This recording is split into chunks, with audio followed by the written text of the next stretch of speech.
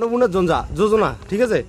অন্নপূর্ণা যোজনার ক্ষেত্রে পরিবারের প্রধানের নাম, এক্ষেত্রে পরিবারের প্রধান আমরা তাকে বুঝাবো যে হচ্ছে রেশন কার্ডের পরিবারের প্রধান হিসেবে বিবেচিত আছে, ঠিক আছে।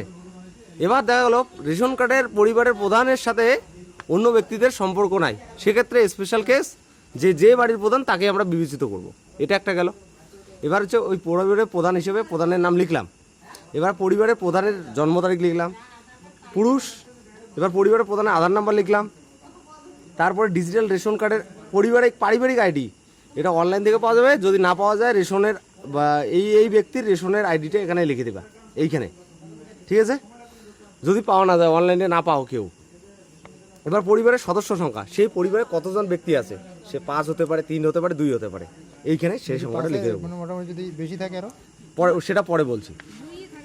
ঠিকানা, village, post, PS, dist, pin number, এটা ক্লিয়ার।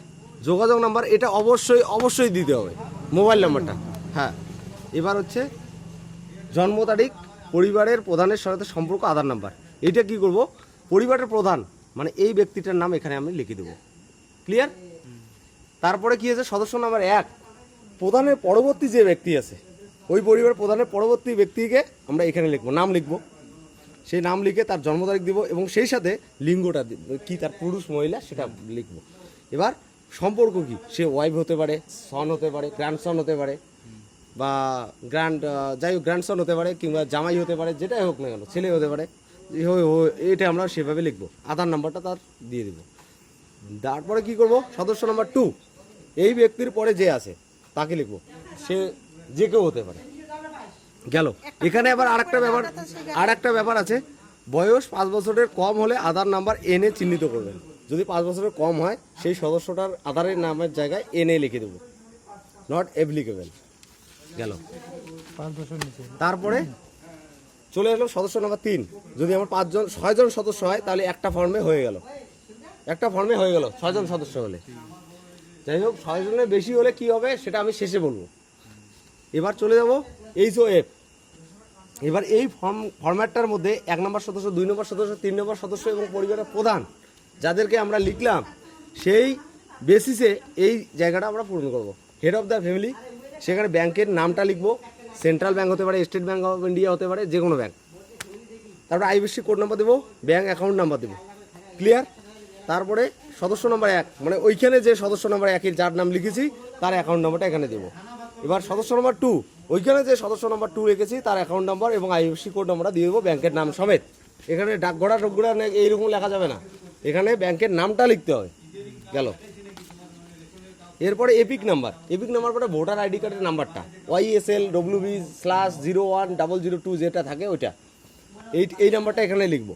এবার হচ্ছে বিধানসভা ক্ষেত্র, আমাদের শীতলকুচির ক্ষেত্রে 5 অবলিক অংশ নাম্বার কত থাকে সেটা আমরা এখানে লিখবো, 156 থেকে 176 অবধি আমাদের আছে, সেটা আমরা লিখবো, গেল।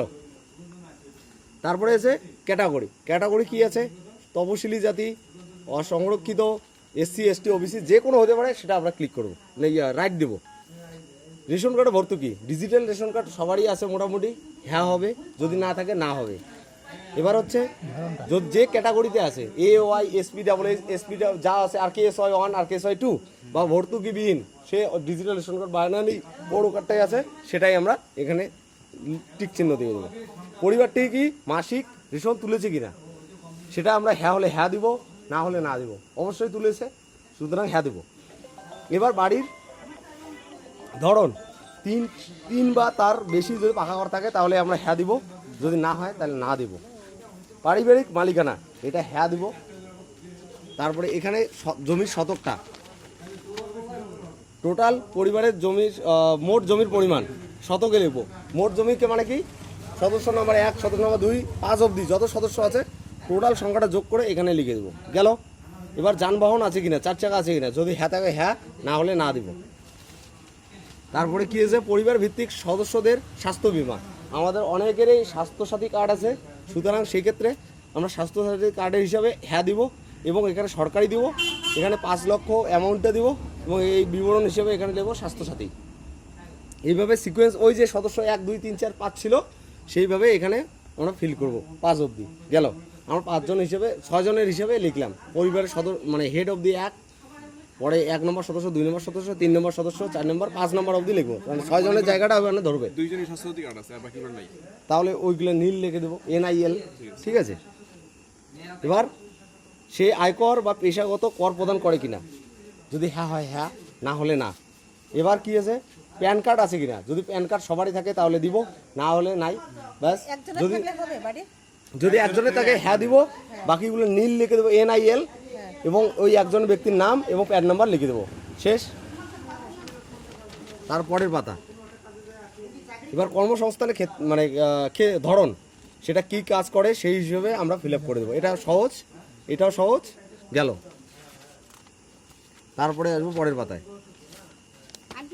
পরের পাতায় দাঁড়ান, পরের পাতায় কি আছে, শিক্ষিত সংখ্যা, শিক্ষিত অশিক্ষিত সংখ্যা। এটা যেরকম যে শিক্ষিত সেই হিসাবে লিখবো, শিক্ষিত হলে শিক্ষিত, তার সর্বোচ্চ যোগ্যতা কি আছে সেটাই আমরা এখানে লিখে দেবো। সে মাধ্যমিক পাস হতে পারে, MA পাস হতে পারে, BA পাস হতে পারে, বা পড়াশোনা না জানলে অশিক্ষিত দিয়ে দেবো, কিছু লিখতে হবে না, গেল। তারপরে কোনো সদস্য সাংবিধানিক পদে, মন্ত্রী, সাংসদ কিংবা পৌরস্থানীয় সংস্থা, পঞ্চায়েত সংস্থার প্রাক্তন বা বর্তমান ধারক, মানে পঞ্চায়েত প্রধান এবং MLA MP যারা আছে, যদি থেকে থাকে তাহলে হ্যাঁ দিব, এবং তার সদস্য নাম্বারটা এখানে লিখে দেবো। এবার কোনো সদস্য GST দেয় কিনা, যদি GST দিয়ে থাকে তাহলে হ্যাঁ দিব, না হলে না দিব, ক্লিয়ার। এবার পারিবারিক মোট বার্ষিক আয়, মোট বার্ষিক আয় যার যত সেটা সে ততই দিবে। এবার CA আবেদন করছে কিনা, যাদের ভোটার কার্ড ডিলিট হয়নি এবং CA এর আবেদন করেনি তাদের ক্ষেত্রে প্রযোজ্য নয়। এবার যারা ডিলিট হয়েছে, CA এর আবেদন করেছে, তাদের ক্ষেত্রে প্রযোজ্য। আবেদন করা হয়েছে, যদি হ্যাঁ হয় আবেদন নম্বরটা আমার এখানে বসাতে হবে, গেল। এটা হ্যাঁ। এবার হচ্ছে হেড অফ দ্য ফ্যামিলি, হ্যাঁ, হেড অফ দ্য ফ্যামিলি হিসাবে তার নাম হতে পারে 1 নম্বর, 2 নম্বর, 3 নম্বর, ওই হিসাবটাতে চলবে। এবার পরের পাতা চলে যাই, কিষাণ ক্রেডিট কার্ড, মৎস্যজীবী কার্ড, কিংবা হচ্ছে শিক্ষার্থী ক্রেডিট কার্ড, যেটা স্টুডেন্ট ক্রেডিট কার্ড বলে, সেটা যদি থেকে থাকে পরিবারের প্রধানের নামে, সেটা এখানে লিখবো ক্লিয়ারভাবে, যেভাবে আছে ID নাম্বার, তারপরে নম্বর, তারপরে ইস্যু কত তারিখে হয়েছে, টোটালগুলো ফিল আপ করবো। এবার SIR 2026-এ ট্রাইব্যুনালে আছে, কারণ আন্ডার অ্যাডজুডিকেশনে কারোর নাম নেই। যদি ট্রাইব্যুনালে থেকে থাকে তাহলে আমরা অবশ্যই সেটা ফিল আপ করবো, আর যদি ট্রাইব্যুনালে না থাকে বা ডিলিট না হয়ে থাকে তাহলে প্রযোজ্য নয়টা রাইট দেবো, প্রযোজ্য নয়। এবার চলে আসলাম আমরা সামাজিক ও নির্ভরশীল ব্যক্তিগণ, বিদ্যালয়ে অধ্যয়নরত সকল শিশুর বিবরণ। এবার 5 বছরের কম শিশু যারা রয়েছে তাদের যদি মানে নাম আমরা লিখে রাখি 5 নম্বর সদস্যে, তার 5 নম্বরটা এখানে বসাবো, বা 4 নম্বর সদস্য লিখলে 4 নম্বরটা এখানে লিখবো, এবং সে 1 নম্বর শিশু হিসেবে বিবেচিত হবে। এবার তারপরে শিশুর নাম লিখবো, শ্রেণী লিখবো, বিদ্যালয়ের নাম লিখবো, বিদ্যালয়ের ধরন। সে সারদা শিশুতীর্থ যেমন আছে, অরুণ ক্লাসে পড়ে, সেটা লিখবো, বা সারদা শিশুতীর্থ এখানে লিখবো। এটা এক্সাম্পল হিসাবে বললাম। সরকারি বেসরকারি কি ধরন স্বীকৃত মাদ্রাসায় পড়তে পারে, সেটা আমরা এখানে না, যদি শিশু 5 বছরের উপরে থাকে তো লিখতে লাগবে না, এটা এইভাবে ফিল আপ করে যাব। তারপরে আমার কি আছে, হ্যাঁ, টিকাকরণ। এবার 5 বছরের কম যারা শিশু আছে, টিকাকরণের ব্যাপারটা এখানে টিক চিহ্ন দেবো, গেল, ব্যাস। এবার DBT মাধ্যমে সে সরকারি প্রকল্পের কোন সুবিধা পেয়েছে কিনা এটা জিজ্ঞাসা করছে। এবার পরিবারের প্রধান, যারা প্রধানে লিখেছিলাম, সে যদি পেয়ে থাকে, DBT মানে কি PM কিষাণ নিধি, কৃষক বন্ধু, তারপরে উজ্জ্বলা গ্যাস, এইসব যদি কেউ পেয়ে থাকে সুবিধা, তাহলে হ্যাঁ লিখবো, এবং সেই প্রকল্পগুলোর নাম এখানে লিখে দেবো। তারপরে আমরা আসবো এই পাতায় 1 2 3 4 5 6 যার যেমন আছে ওই সদস্য সিকোয়েন্সটা আমরা বজায় রাখবো, সেই সিরিয়ালটা প্রথমে যেটা লিখলাম এই সিরিয়াল ওয়াইজ এখানে লিখে রাখবো, বাস। এইটাতে হাত দিবেন না, এটা হচ্ছে অফিসার কর্তৃক পূরণীয়, বাদ দেওয়া যদি হয় সেটা অফিসার করবে। এবার চলে গেল এখানে, এই জায়গাটাতে স্বাক্ষর কার হবে, এই স্বাক্ষরটা হবে প্রধান, পরিবারের প্রধানের স্বাক্ষর। এখানে সম্মত জায়গায় টিক চিহ্ন দিব, এবং পরিবারের সদস্য মানে যে হেড আছে তার সই হবে, আবেদনকারী হিসেবে তার সই হবে, গেল। এই জায়গায় আমরা অফিসিয়াল ফর্ম। এবার হচ্ছে কি কি ফর্ম লাগবে, এইখানের মধ্যে বলা আছে কি কি ফর্ম লাগবে টোটালটা, ঠিক আছে। এই ফর্মটা ওয়াইজ তোমরা দিতে পারো। এবার আমরা প্রথম পাতায়, হ্যাঁ, ডকুমেন্টটা। এবার প্রথম পাতাটায় চলে যাব।